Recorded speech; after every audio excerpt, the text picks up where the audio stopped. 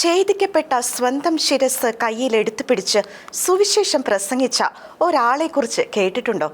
തലയില്ലാത്ത ഉടലുമായി 6 mile ദൂരം സഞ്ചരിച്ച ഒരാളെക്കുറിച്ചോ?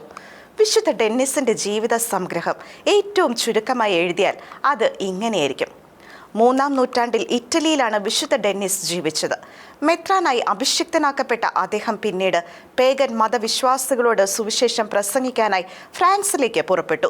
Pagan മതവിശ്വാസികളെ മാനസാന്തരപ്പെടുത്തി തൻ്റെ സുവിശേഷ യാത്ര തുടർന്നപ്പോൾ അദ്ദേഹത്തിന് നിരവധി ശത്രുക്കൾ ഉണ്ടാവുകയും പേഗൻ നേതാവ് അദ്ദേഹത്തെ അറസ്റ്റ് ചെയ്ത് ശിരച്ഛേദം നടത്താൻ ഉത്തരവിടുകയും ചെയ്തു.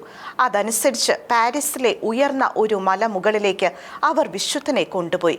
ശത്രുക്കൾ അദ്ദേഹത്തിൻ്റെ ശിരസ് ഛേദിച്ചു.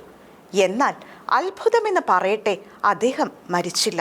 മാത്രവുമല്ല, ഛേദിക്കപ്പെട്ട തൻ്റെ ശിരസ് കയ്യിലെടുത്തു പിടിച്ച് വിശുദ്ധൻ സുവിശേഷം പ്രസംഗിക്കാൻ ആരംഭിച്ചു. ഇത് കണ്ട പേഗൻ വിശ്വാസികൾ സ്തബ്ധരായി നിന്നു. അവരുടെ നാവിൽ നിന്ന് ഒരു വാക്ക് പോലും പുറത്തേക്ക് വന്നില്ല. ഏകദേശം 6 മൈൽ ദൂരം വിശുദ്ധൻ ഇങ്ങനെ നടന്നുവെന്നാണ് പാരമ്പര്യം. അതിനുശേഷം അദ്ദേഹം അവിടെ മരിച്ചു വീഴുകയും ചെയ്തു. വിശ്വാസത്തിൻ്റെ കരുത്തുകൊണ്ട് മരണത്തെ പോലും തോൽപ്പിക്കാൻ വിശുദ്ധർക്ക് സാധിച്ചു എന്നതിൻ്റെ മഹനീയ മാതൃകയാണ് വിശുദ്ധ ഡെന്നിസിൻ്റെ ജീവിതം.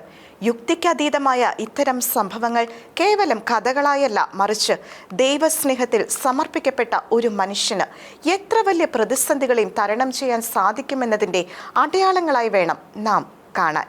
നമ്മുടെ ജീവിതത്തിൽ നേരിടേണ്ടി വരുന്ന പ്രതിസന്ധികളിലും വിശ്വാസത്തിൽ ഉറച്ചു നിൽക്കാനും അവിടുത്തെ കരുണയിൽ ആശ്രയിക്കാനും ഇത്തരം വിശുദ്ധരുടെ ജീവിതങ്ങൾ നമുക്ക് പ്രചോദനമാകട്ടെ. കർത്താവെ, എൻ്റെ വിശ്വാസം വർദ്ധിപ്പിക്കണമേ എന്ന പ്രാർത്ഥനയോടെ ഏത് പ്രതിസന്ധികളിലും ദൈവസാമീപ്യം തിരിച്ചറിയാനുള്ള കൃപയ്ക്കായി നമുക്കും പ്രാർത്ഥിക്കാം.